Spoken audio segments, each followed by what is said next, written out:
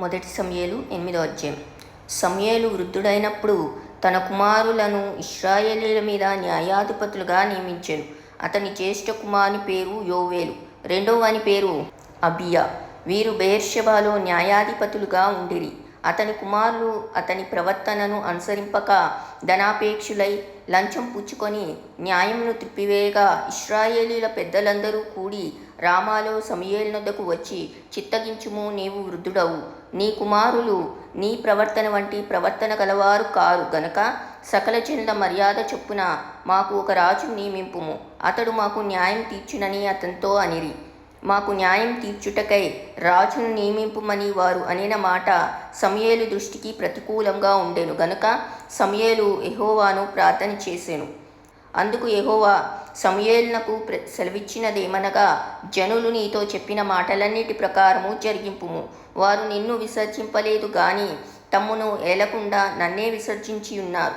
వారు నన్ను విసర్జించి ఇతర దేవతలను పూజించి, నేను ఐగుప్తులో నుండి వారిని రప్పించిన నాటి నుండి నేటి వరకు తాము చేయుచూ వచ్చిన కార్యములన్నింటి ప్రకారముగా వారు నీ ఎడలను జరిగించుచున్నారు. వారు చెప్పిన మాటలను అంగీకరించుము.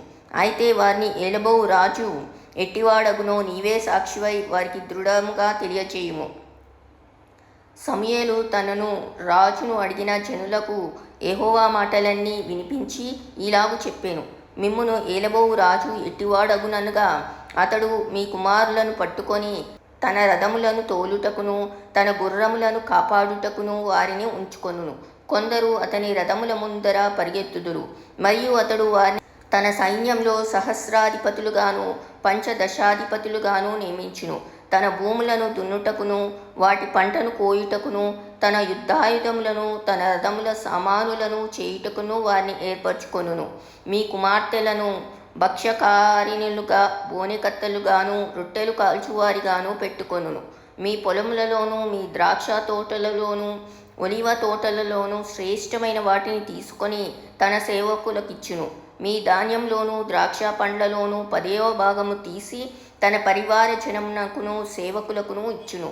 మీ దాసులను మీ పనికత్తెలను మీ పశువులలోను గార్ధబొమ్ములలోను శ్రేష్టమైన వాటిని పట్టుకొని తన పని కొరకు ఉంచుకొనును. మీ మందలలో 10వ భాగం పట్టుకొనును. మీ మట్టుకు మీరు అతనికి దాసులవుదురు. ఆ దినమున మీరు కోరుకొనిన రాజును బట్టి మీరు మొరపెట్టినను యెహోవా మీ మొర వినకపోవును అనెను. అయినను జనులు సమూయేలు యొక్క మాట చెవిని బెట్టనొల్లక, అలాగున కాదు, జనములు చేయు రీతిని మేమును చేయునట్లు మాకు రాజు కావలెను. మా రాజు మాకు న్యాయం తీర్చును. మా ముందర పోవుచు అతడే మా యుద్ధమును జరిగించుననిరి.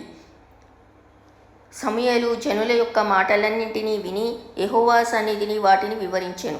గనుక యెహోవా, నీవు వారి మాటలు విని వారికి ఒక రాజును నియమించుమని సమూయేలునకు సెలవీయగా, సమూయేలు, మీరందరూ మీ మీ గ్రామములకు పోండని ఇశ్రాయేలీయులకు సెలవిచ్చెను.